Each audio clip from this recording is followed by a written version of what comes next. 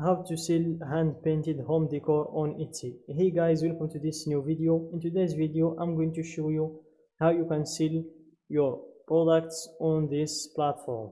So let's get started by clicking on the sign in button to sign into our account. And if you don't have an account in this platform, you just register with your socials, or you click on register to register with your email like I did. So here I'm just going to sign in. I already created account in this platform. So after sign in, as you can see here, you have a lot of categories and niches and sub niches in the platform, as you can see. And what we are interested in is the your right, as you can see, your top right here, these buttons in your top right.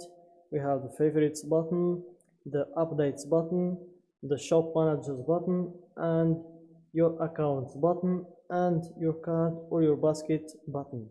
And what we are interested in is the shop manager button.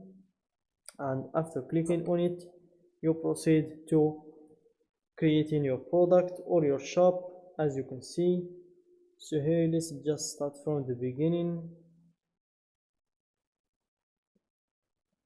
And here the first thing you do is you choose the shop's preferences. So here you choose the language, the country, and the currency.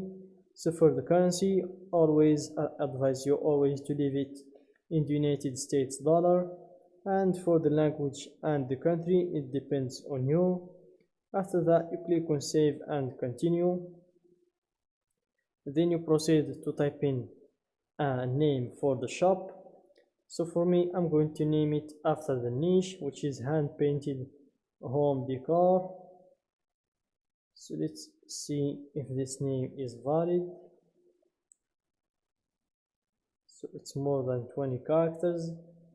So let's leave the decor part, and then let's leave this one, and let's choose hand painted art as a name for our shop. Then click on save and continue.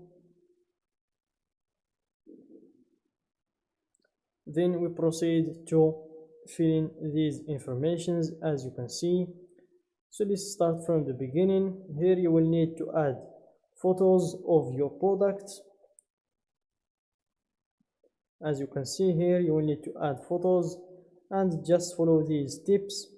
Add as many as you can so buyers can see every detail.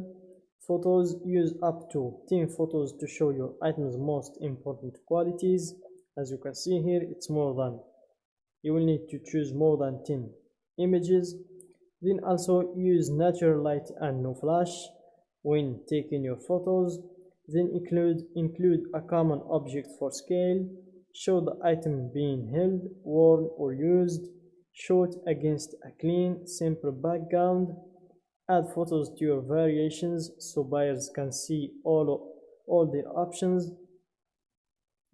And then you will need also to add a video of your product.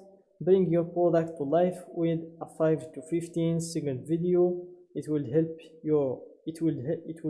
could help you drive more sales. The video won't feature sound, so let your product do the talking. And for quick tips, you have film wearable items on a model or show a functional item being used. Adjust your settings to record high resolution video. Aim for the 1080 pixels or higher. Then crop your video after you upload it to get the right dimensions.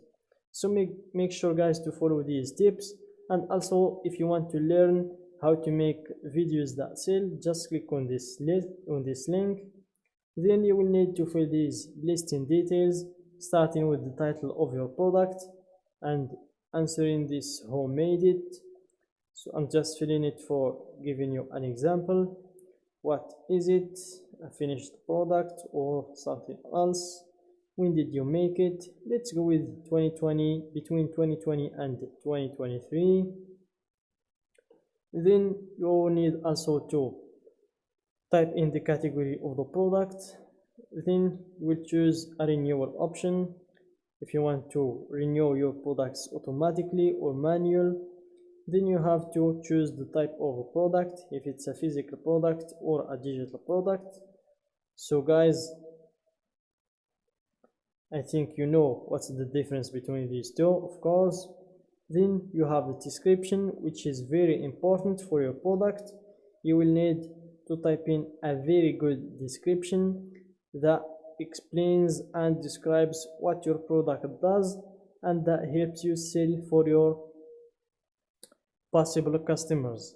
So here you will need to be a really good copywriter to write a good description. Then we have the production partners.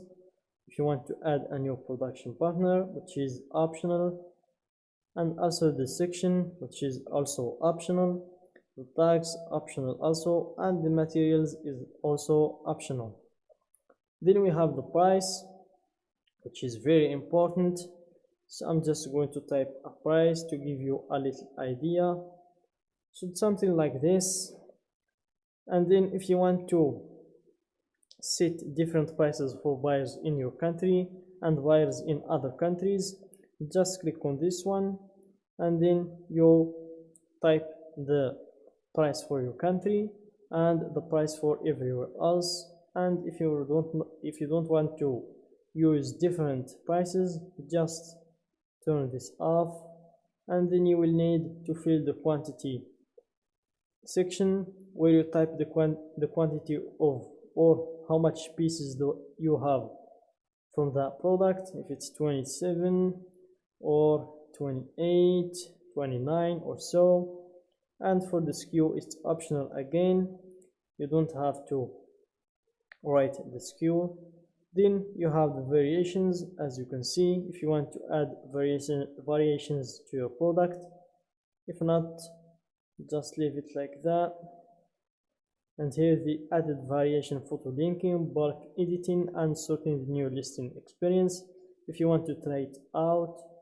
Then you have the personalization if you want to instructions for buyers and so on, and if not, just close this one, make it off. And then we have the shipping options.